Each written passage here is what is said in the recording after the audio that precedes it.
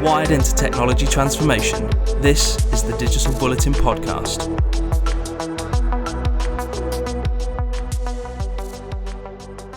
Hello and welcome to episode 22 of the Digital Bulletin podcast. My name is Ben Mouncer, and joining me inside the pod this month, we have your favourite DB duo, everyone. It's our CEO, Romilly Broad.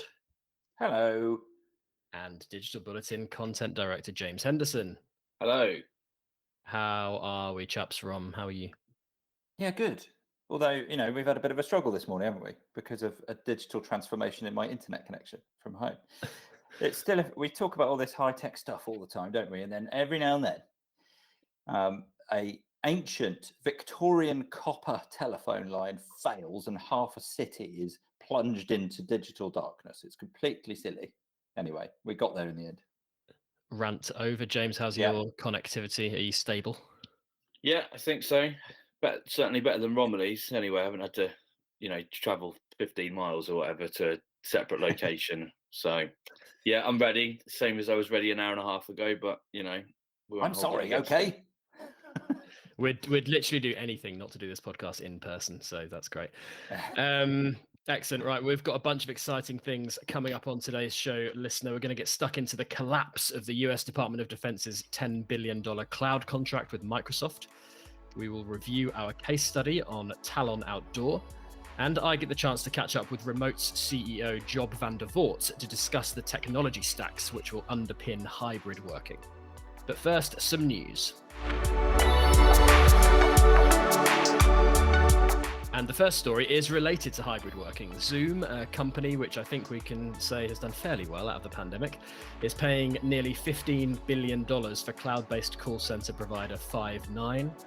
Zoom is spending a lot of money to bolster its enterprise offering. Another big money deal signed in the last few days was between Ericsson and Verizon. Verizon will pay Ericsson $8.3 billion to deliver the infrastructure for much of its 5G network in the United States. Those two companies have worked together for a long time and now will continue to do so as 5G sweeps across North America. Elsewhere this month, we saw the European Central Bank approve the launch of a project that will ultimately lead to a digital version of the euro. Apparently, the currency could be launched as early as March next year. We've also seen Jeff Bezos officially step down as Amazon's CEO ahead of his space trip, which I believe is happening today. So we'll see how that goes. We've seen SAP announce a big investment into the UK market, and the news that worldwide IT spending is going to hit $4.2 trillion in 2021. That's not a real number. Anyway, you can get access to the best reporting on those stories and many, many more via the Bulletin on digitalbulletin.com. But next, we are going to focus on a 3-year tech saga that recently came to a predictable conclusion. Project JEDI, which I think we spoke about on episode 2 of this podcast, like nearly 2 years ago. So Project JEDI, or the Joint Enterprise Defense Infrastructure Project, which saw the Pentagon award a 10-year cloud contract exclusively to Microsoft, has officially been scrapped. Amazon has been contesting the contract ever since it saw the $10 billion deal slip through its grasp in October 2019. It has very loudly been alleging bias from the Trump administration against the company and its founder, Jeff Bezos. The US Department of Defense cancelled the project earlier this month, saying that it no longer met its current needs due to, quote, the shifting technology environment. Now, we'll read into that what we will. But Rom, do you think JEDI was doomed from the beginning? I wonder what we said back in episode 2. We probably weren't saying it was doomed. So I think you can say that in hindsight, probably. And I've been knowing that we'd be talking about this. I've been thinking about it, and it's interesting the interplay of various different things that have ultimately caused its demise. And now, in hindsight, when you look at those things, whether it's politics, whether it's corporate interest, whether it's culture, yes, it was always kind of doomed. Even though, obviously, at the time when the idea was broached, it was absolutely a very sensible thing to do. And it still is. It's just going to be a different kind of thing now, I guess. Yeah, and it's going to look very different. And James, will get your thoughts on that in a minute. But Rom, how did something so complex get as far as it did in the end? Obviously, it's sort of collapsed spectacularly, really, over a long period of time. But the contract was awarded to Microsoft. It seems astonishing that that even kind of happened, really. Right. I mean, the reason it got as far as it did, I suppose, is because it's just a good idea. It's cost efficient. It brings a whole load of extra capabilities across, the defense landscape in the US, and obviously that's quite large. I think it's bigger than just about the rest of the world combined, more or less, in terms of the kind of assets in play that this would underpin. That's as far as I understand it, still the idea. They're just going to go about it in a different way. I think that the problem was obviously they wanted to go to a single supplier for all of this. And what happened then was you had a number of very, very big companies extremely interested in the $10 billion, probably not limited to $10 billion. Part of the controversy around it, I think, was that it was kind of an open-ended contract.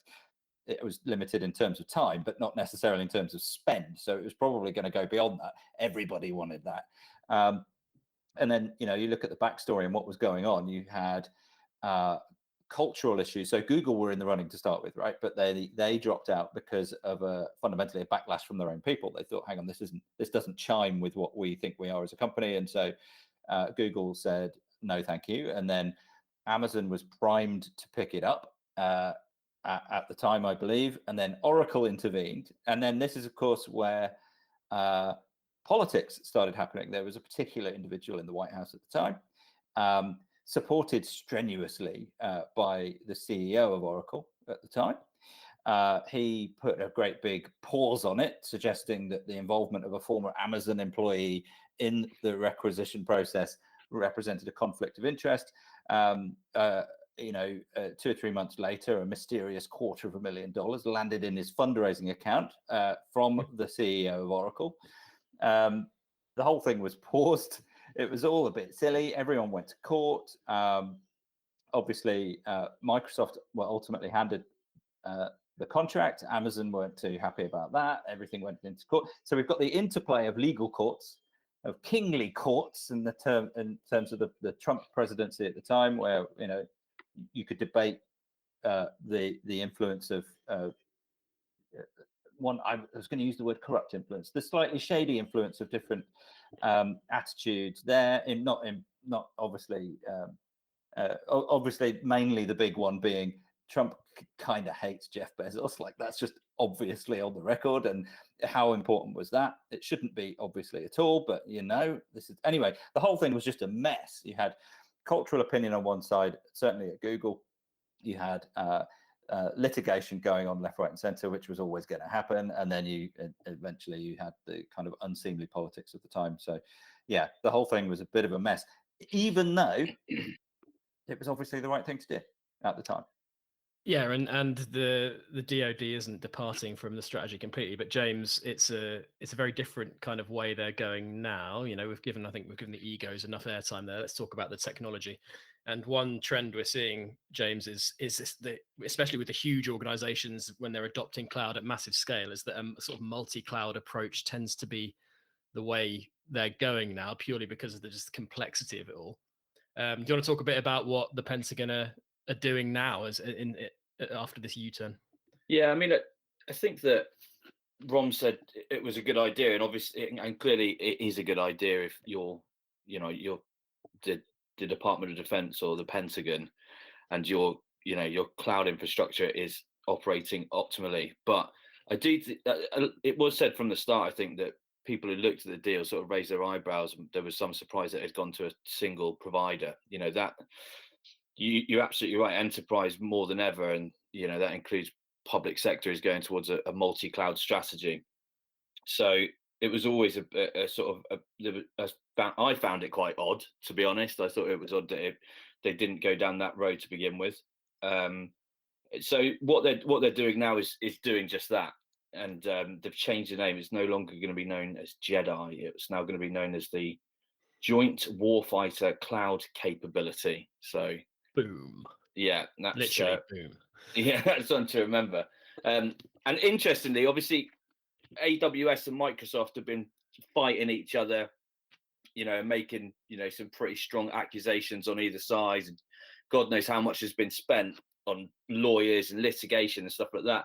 And the crazy thing is now that these two are now a shoe-in for part of this contract, probably the two biggest bits of the contract are going to now go to AWS and Microsoft, and they're going to have to work hand in hand and sort of try and forget about been trying to drag each other through the courts for the last how many ever years. Initially, weirdly, the Department of Defense said that those were the only two companies they thought would be able to meet its cloud computing needs, but it's rode back on that since, and it's likely to sort of test the waters with Oracle, Google, and IBM over the next couple of months. I think what we'll probably see is, the two largest tranches of this contract going to AWS and Microsoft, and Oracle, Google, IBM picking up bits and pieces around it. And obviously they wasted a lot of time, so they want to get the ball rolling by April next year. We're definitely going to have AWS and Microsoft. If that doesn't happen, then I would be absolutely stunned.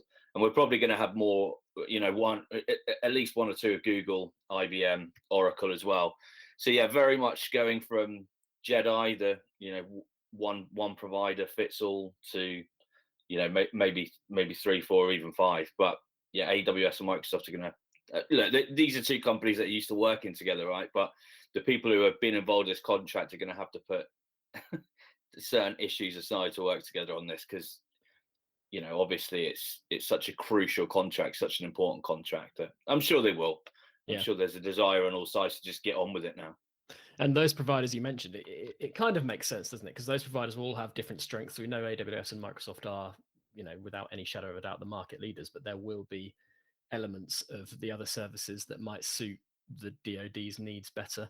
And listen, this is mission critical infrastructure. Everything about it needs to be absolutely spot on. The idea that one company can meet their needs to the absolute maximum across everything is just not realistic, I don't think. Rom, do you think these cloud players will work together in scenarios like this going forward? Well, yes, they have to. And then, that's not an unusual thing. Of course, they do already. It's something that's underpinned by a decent contract. And as long as you line up roles and responsibilities, and you've got SLAs in place that make sure that things work together seamlessly or not, on pain of punishment, then yeah, absolutely. I don't think there's any professional animus between the likes of Microsoft and AWS. They're all contributing to the overall good, and I think they would see it that way.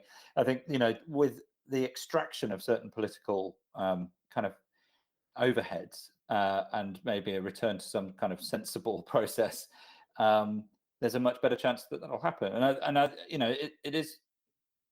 Well, I think what's really fascinating is how this will evolve over time to encompass the unbelievable complexity of what it must be to be operating data services and so on within the military ecosystem, if you like. So all the different services, all the different branches, they've all got their own legacy setups, all of which have presumably had tons of time and investment put into them anyway. And how do you bring all of that together so that it works? It's, it'd be really interesting, wouldn't it, to be able to peer inside that. The chances of us ever being able to do that are fairly slim, I should think. Why don't we use some NSO surveillance technology? I think that's going quite cheap on the market at the moment. Right. James, there's a quote from Microsoft shortly after the deal was canned. Obviously, they're feeling quite, not bitter, or maybe they are feeling bitter, but the quote was, "When one company can delay for years critical technology upgrades for those who defend our nation, the protest process needs reform."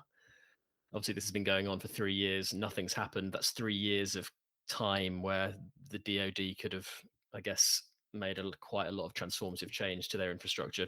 Do you think Microsoft have a point here? What do you think needs to change? Yeah, Microsoft definitely do have a point. But at the same time, if the roles were reversed, I think you'd see very, very similar things happening.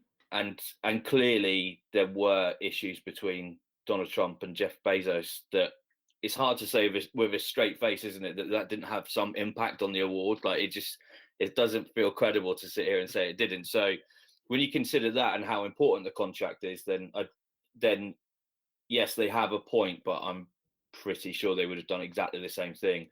I think where they definitely do have a point is that while all this has been going on for 3 years, the scope of the work is now out of date. That's how long it's been going on. And clearly the Pentagon sort of cloud infrastructure has not been or it's been pretty sub-optimum that time. When you think about the threat actors that are out there, and you think about some of the cyber attacks we've seen even in the last couple of months on public infrastructure, on really important pipelines, on local authorities and stuff like that, that's pretty scary. Like, for all of us, that this isn't just a US problem. You think that if something serious happened with the Pentagon, we'd all be in a bit of bother, really. So it's a tough balancing act, isn't it? It's the right to appeal is an integral thing. It's part of law. It's enshrined in law. It has to continue to do that.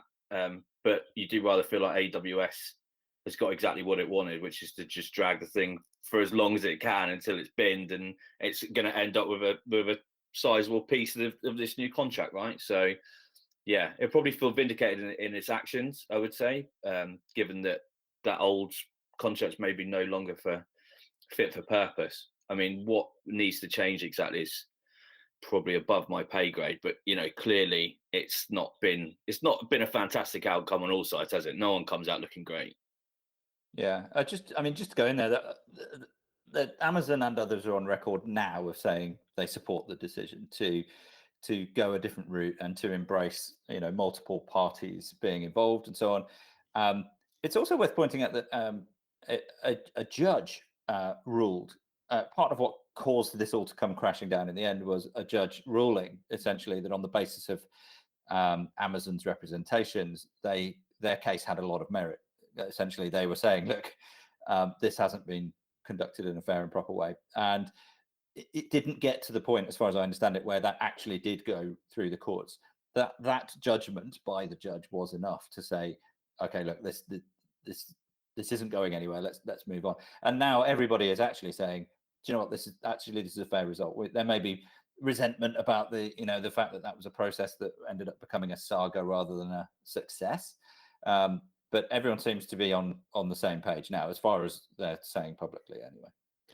I'm sure it'll all go very smoothly from here on in. How many people do you reckon the Pentagon got working on this? Like 2 or 3 little a couple, little sub-working group, Well, as Rom said, it'd be really nice to have a little nose around and see how all this works, but that's never going to happen. So I'm going to call time there, chaps, I think. Listener, we'll obviously keep you updated with the Pentagon's next steps on its efforts to modernize through the cloud. As for this podcast, we'll be back for more after this. Find us as Digital Bulletin on LinkedIn, Facebook and Instagram, and at Digi_Bulletin on Twitter. For this month's case study focus, we're going to look back at our piece with Talon Outdoor. Talon is an out-of-home advertising agency handling out-of-home media for some of the UK's leading advertising brands. If you see a billboard, ads on street furniture, or banners in places like train stations and airports, there's a fair chance Talon is behind it. But the company's latest mission is to bring this legacy industry into the 21st century. To do this, Talon is focusing on digitalization, as Josko Griljevic, its Chief Transformation Officer, explains in this clip. The reason for Talon looking at doing digital transformation is outdoor is the world's largest advertising medium, been around since the earliest of days. And we're a very good company. We've been in existence for the last 8 years. We represent a significant part of the market share in the UK. We've been very successful as a business. We've been very successful in providing value to our agencies and advertisers. But we also realized that we needed to move the business on and move the industry on as a whole. The world is moving down a digitization route. Everything is going online. So we had a great challenge of how do we take the world's oldest advertising medium, a legacy medium, an offline medium, into the new brave online world and make it digital, not just in the way that the screens are digitized, but the entire end-to-end journey of the business.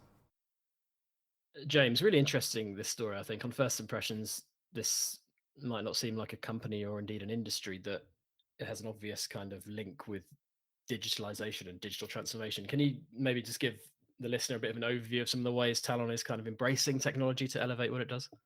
Yeah, I think as you've said and as Josko said, the earliest out-of-home advertising instance, I think it goes back to the 14 or 1500s when people first sort of fly posting and sort of advertising people's services. So yeah, when people talk about it, when we speak about technologies, we do all the time, people talk about like legacy systems, and sometimes these technologies are like 5 years old, whereas when they talk about sort of it being a legacy industry, they're talking about 500 years. So there is a big difference, obviously.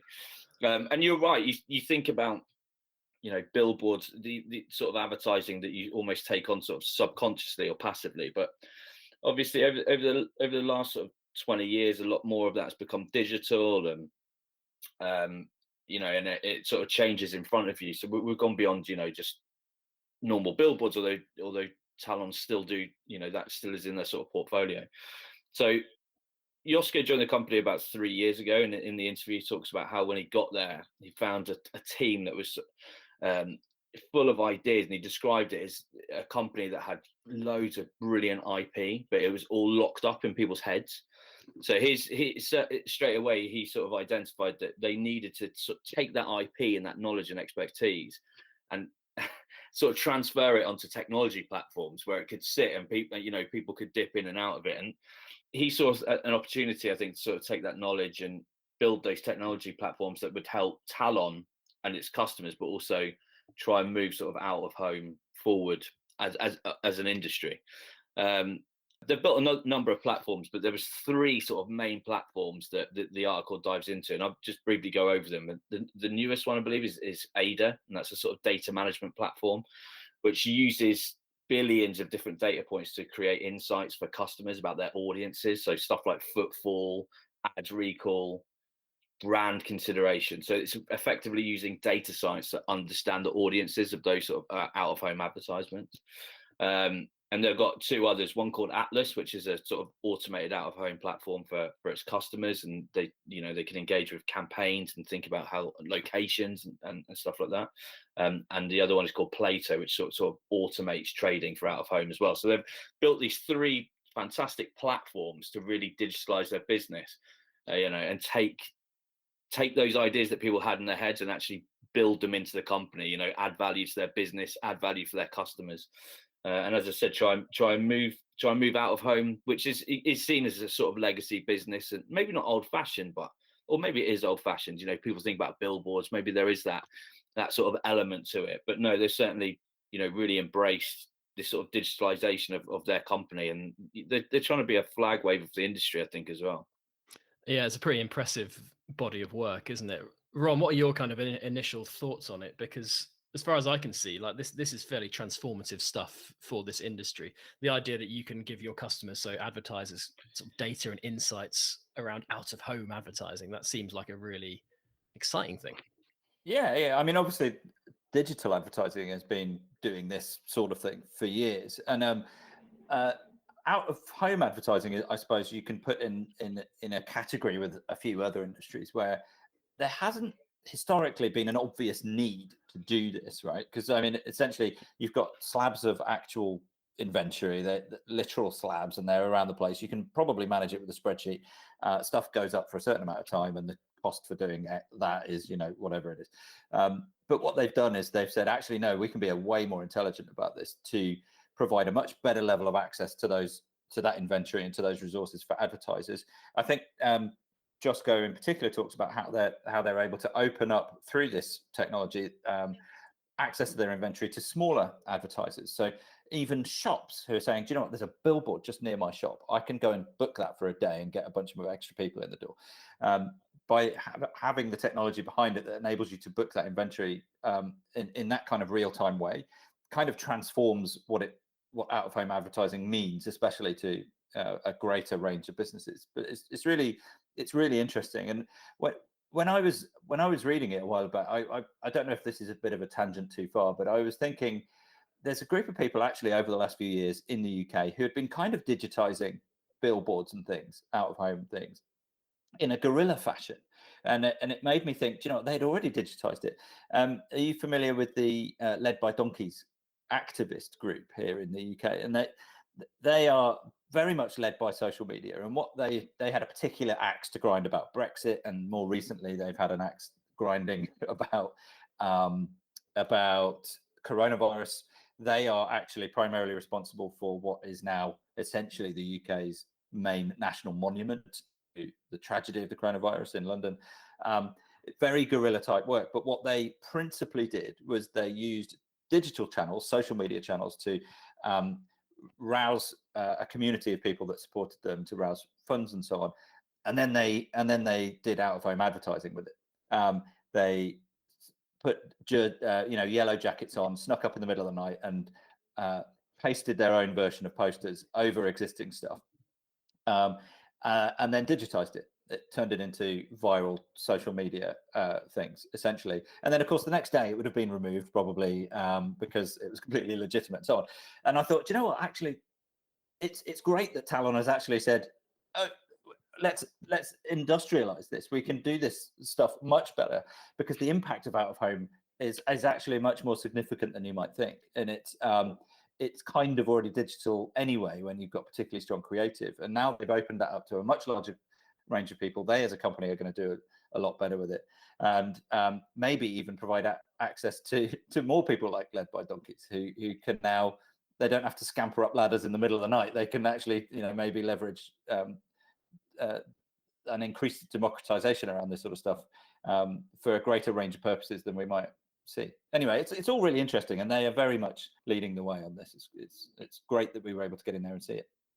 I still think like billboards and things like that are really impactful as a medium. Like, you tend to think of them as kind of old-fashioned and stuff, but actually, how often do you see a picture of a billboard on social media doing the rounds? It's like, they're still really impactful. And in terms of Talon stuff, they've got some, like McDonald's is one of their main clients and has been one of the companies who have engaged first with these different platforms and stuff. So it's all really interesting stuff. Now, as James said, there were 3 proprietary platforms that Talon have developed. We were also lucky enough to speak to Georgie Rumble, who's the company's product strategy director. And here she is talking more about the customer insights platform, Ada. We wanted to make sure that the platform would be able to provide outcome-based measurement. So out of home is classically a channel that's been quite difficult to measure. And that's because of the way that it is it's consumed. It's a passive medium. It's, you see it subconsciously when you're walking down the street. So with Ada, we have built the platform with the ability to report on footfall data, which has been a real kind of interesting element for our clients to understand people who are seeing an out-of-home campaign and therefore taking an action and visiting a certain location. James, as we've said, this was a really kind of quick but deep transformation, wasn't it? 3 years to build and launch these platforms. There's an interesting story, isn't there, about how Talon found the right people to kind of make this happen? There is. When Yosko went into the business 3 years ago, there was that desire, as we've spoken about, to build these technology platforms. But he said to himself, he said that there wasn't the talent within Talon to do that. Maybe there wasn't even the budget. There wasn't the time. So what they did, they went out to market to try and find a partner, really, to help them build these platforms. And they went out and found a company called Sahaj Software, who are sort of based out of India. They've got a London base as well. And we were lucky enough to speak to a few of their guys about the work that they've done with Talon to build them. So it's a company which has a big team of data scientists and engineers, which is exactly what Talon needed at the time. They didn't have that skill in house. They needed to team up with a company who had that, and they partnered with them to build these products. And we a lot of the times in these case studies, we will speak to partners and speak about relationships, and we know how important they are in the tech ecosystem. But I'm pretty safe in saying that this one was the sort of closest relationship that I'd seen between two companies. Both Yosko and Nitin at Sahaj, who's the managing director of the UK operation, spoke about how they don't really see Sahaj. They see Sahaj as part of Talon, really. It's very much a sort of symbiotic relationship, and so Sahaj has gone away and built those platforms, and some of them in really short time. Obviously, the pandemic has accelerated everything, right? And they said that, I think, to use Yosko's words, some of the stuff they were able to deliver was insane under real high pressure, and they needed to get these platforms built. And one of the things that stood out for me was when I was doing the interview with the Talon guys, a few of them told me that Sahaj would often come to them and say, look, we've had this idea. We think it would be really interesting for you guys. We think it would help with X, Y, or Z, or whatever you're trying to do. And often there wasn't time or budget, and they'd go back and say that. So Sahaj would just go away and do it as a sort of experiment anyway, and then come back with it. This sort of fully working prototype. And one of those is going into full production as a new platform later this year, which is it's incredible, really. So it was a really interesting partnership, clearly a really close partnership as well. And what Sahaj is doing is, I thought it was really impressive stuff, actually. Yeah, definitely. That's partnership on another level, that, isn't it?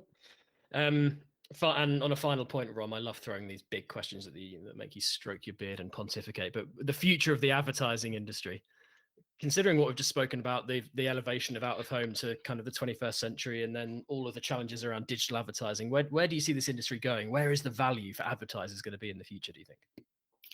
Well, yeah, that's a nice, easy question, isn't it? Like, I mean, I think there's one element of what Talon are doing that might lead a way forward here, and that is by partnering so closely with people like Sahaj, they're developing solutions for a problem that digital advertising particularly has had for ages, and that's to do with the trust. There's an awful lot of weirdness that goes on in and it's kind of criminality almost. The transparency isn't there, and they've used the word transparency, I believe, in talking about what they've done. It's kind of brutally honest, and they're bringing in new forms of data to try and validate, the effectiveness of the advertising that they are offering. And so what they're doing is rooting honesty in the reporting that is developed through their advertising. Now, that therefore, and they're building platforms obviously where you might be able to then start building campaigns that include out of home and digital at the same time, and they're all kind of joined up. So we'll see a greater plurality of different advertising media, if you like, as part of single campaigns. And I'm sure this is part of Talon's strategy, is to evolve that out and to own that and to grow. I think they're growing internationally already. I think they're active in the States already, I believe. So that's one thing. But to do that in a way that actually answers one of the main problems that people have had for a very long time around spend on digital platforms in an advertising context would be quite transformative, I think. There's lots of other people trying to solve those problems as well, of course, but I think the Talon's scale and penetration in these markets already is going to help it become a leader in that area. I think that's my off the cuff answer to your ridiculously broad question. Thank you for it. Right, brilliant, chaps. Thank you very much. We're going to move on. But for those interested in going deeper on the Talon Outdoor story, the full case study can be found at digitalbulletin.com. Next, technology and the hybrid workforce. Power up your day with the Bulletin Brief, the latest news, insights, and opinion delivered straight to your inbox. For our interview this month, I sat down with Job van der Voort, CEO of Remote, the company whose technology helps organizations recruit staff from anywhere in the world. The topic of our conversation was the hybrid workforce and whether companies are adapting fast enough to their employees' needs. We also discussed how crucial technology is going to be in serving the distributed workforces of the future. But first, I asked Job what are the toughest challenges businesses face with hybrid working becoming the new normal. Well, you have to change your entire model of working. So that's a huge challenge. I think there's a million and one things that are happening, right? First thing that is happening is that employees are demanding to be able to work remotely, to work from home or to work from any other location in the world. And if you don't accommodate to that as an employer, you're going to lose those employees. So you're immediately forced to deal with that and have to address it in some way. So in other words, you have to make the decision: and am I going to be an employer that's going to be working remotely, yes or no? And the answer is likely yes. And then you have to decide, like, how do we work remotely? What does it mean to us? Are we all working remotely all the time? Is someone expected to be back at the office? Does someone plan to be back at the office if we say, well, you don't have to? And how do we deal with that? And then, especially if you start working remotely, you have this magical ability now that, well, we could just hire people from all over the world rather than just the people that live close to us. And with that, you're immediately faced with, how do I actually employ people and pay people in other countries? And what do we do about time zones? How do we, are we hiring truly everywhere in the world or just like close to us? So you really quickly run into a whole set of new problems, not just new for you as an employer, but it's also new for like society as a whole, because the amount of companies that have been doing this kind of stuff and been working remotely is very, very, very small, let alone the ones that have been doing it in like the modern era, meaning the time in which we have access to Zoom and Slack, and those are like everybody knows those tools and everybody uses them. But what happens if you use them for all of your work? And because there's so little people that have like elaborate experience with this, yeah, it's a lot of challenges. You said there a million and one challenges, Job. I like that phrase. And it's not just about technical stuff, it's almost philosophical as well for companies and how they're going to tackle this going forward. Do you think, Job, that there's any organization, is your average organization prepared for this in any way, or do you think they're kind of scrambling through it right now? I think by now organizations have made some sort of preparation, right? Like basically every employer got the last year as a like, well, trial by fire in a way. You have to figure this out this year. By now, I think most employers have like a reasonable idea of like, what do we have to do?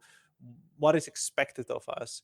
That said, there's a host of employers I expect to see that are up for a nasty surprise when they realize, well, if we don't support remote work, we're going to have a lot of people leaving and we'll have to change course in that. But in general, yeah, as I was saying, like, you can't really be prepared for something that, yeah, you haven't experienced before, is completely different from any model that you've used in the past. And so, there's always this, I always try to, humanize it a little bit. The employer is also just, one or several people, and those have also experienced the same things, the downsides of being forced at home, the struggles of working remotely, but also the upsides. And so I think in that sense they might not be prepared for it, but in a lot of ways they might be excited about the prospect of being able to continue to work remotely. Tell us about your company then, Job, very aptly called Remote. What does your company offer? So Remote makes it possible for you as an employer to hire, pay, and provide benefits to anybody anywhere. So if you want to hire Jane in Portugal, but you only have your business in the UK, that's not a simple thing to solve, right? You have to set up a local entity in Portugal. You have to figure out how it works there. How do I create a local contract? How do I provide locally applicable contracts? That's really complicated. And so what we do is we have entities in all countries in all over the world, and we provide what is called employer of record services, which is essentially payroll, compliance, taxes, providing benefits, etc., for anybody anywhere. And so we can take care of all of that, so that you just tell us, I want to hire Jane, she lives in Portugal, and we just take care of all the stuff. You just pay our invoice every single month. You treat Jane like any other employee, and that's it. That's all you have to do. And so that's what Remote does. How does it work then, Job? I imagine it's a combination of great people and some pretty interesting technology as well. Yeah, a large part of this is pure bureaucracy and paper pushing. And that happens at governments and in part has to happen by the employer. And in this case, we are the employer. So, and there's typically no gracious way around this. Like there's no hack to be had. The only thing we can do is make ourselves and build technology that automates a lot of these kind of movements. But nonetheless, you are often still, stuck in like some random government office doing what God knows what. And so, yeah, it is exactly that. It's a combination of having this really massive legal, financial infrastructure to be able to do this, and then building technology essentially to automate and streamline a lot of that.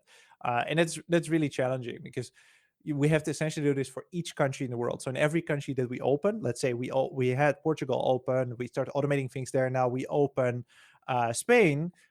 Well, in Spain, we'll have to go through the same hassle because every country is almost completely unique in the sense of like how they work, what kind of papers, what kind of processes they have and require, what kind of taxes you pay there.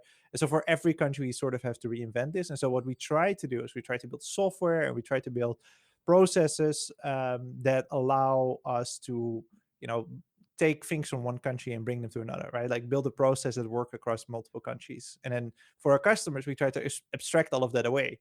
And that's really, really difficult because you're constantly fighting between being highly compliant and making sure that you're representing to the customer like this, specifics of hiring someone locally without it becoming overly complex. So yeah, it's a lot.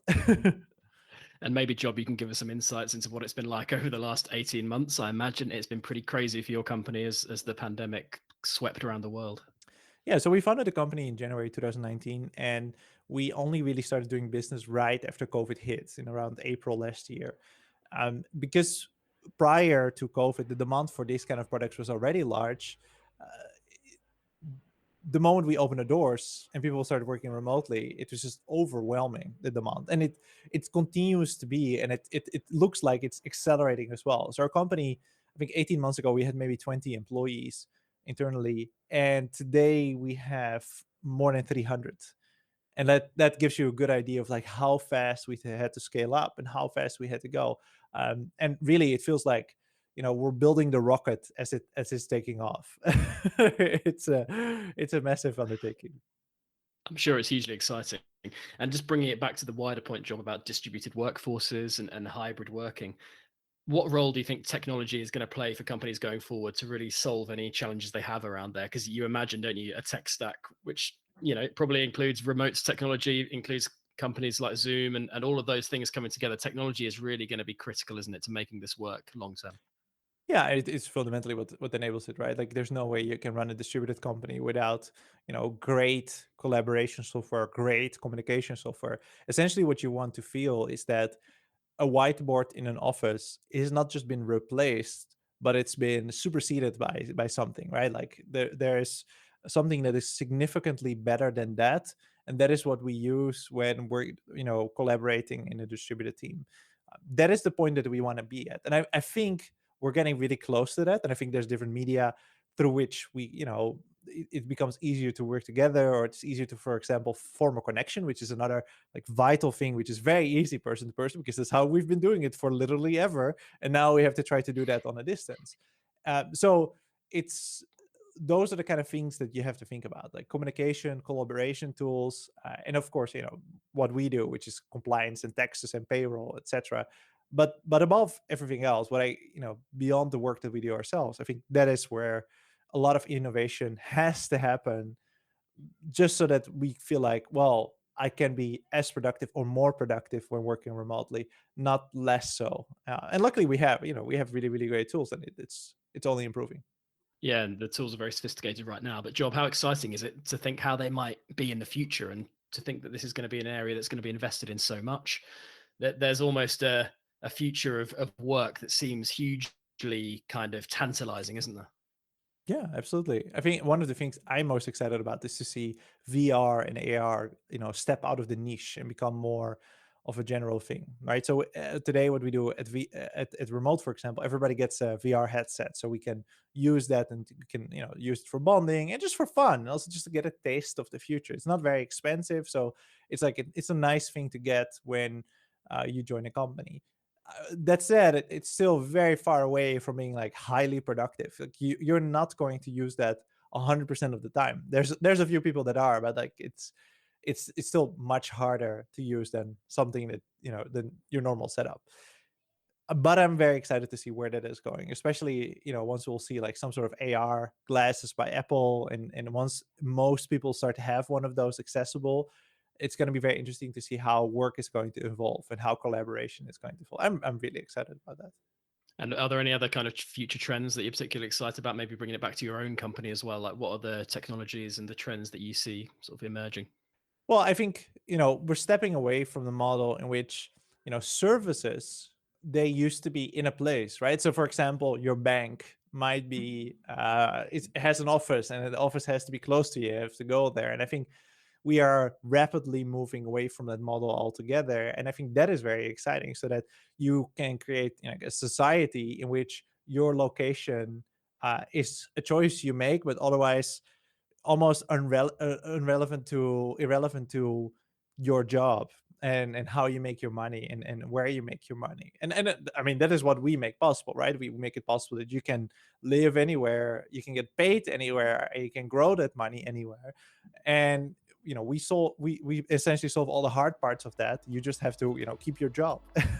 The one limiting factor forever will be time zones. That's the one thing you can't really work around. But there's now sufficient companies that work truly globally, and so you can actually work for almost any company in the world. Thank you to Job for that chat. We are just about done, listener, but we're not going to set you free until after the inevitable plugs.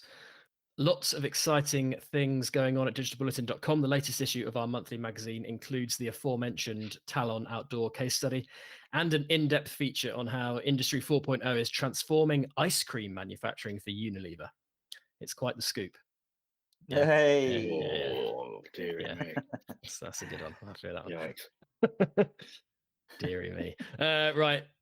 Last thing for me to do, thank goodness, is to say thank you and goodbye to the panel. James, thank you. Thank you as always. Romilly, thank you. No problem. We got there in the end. And thanks to you, listener, for sticking with us. We'll catch you next time. Goodbye.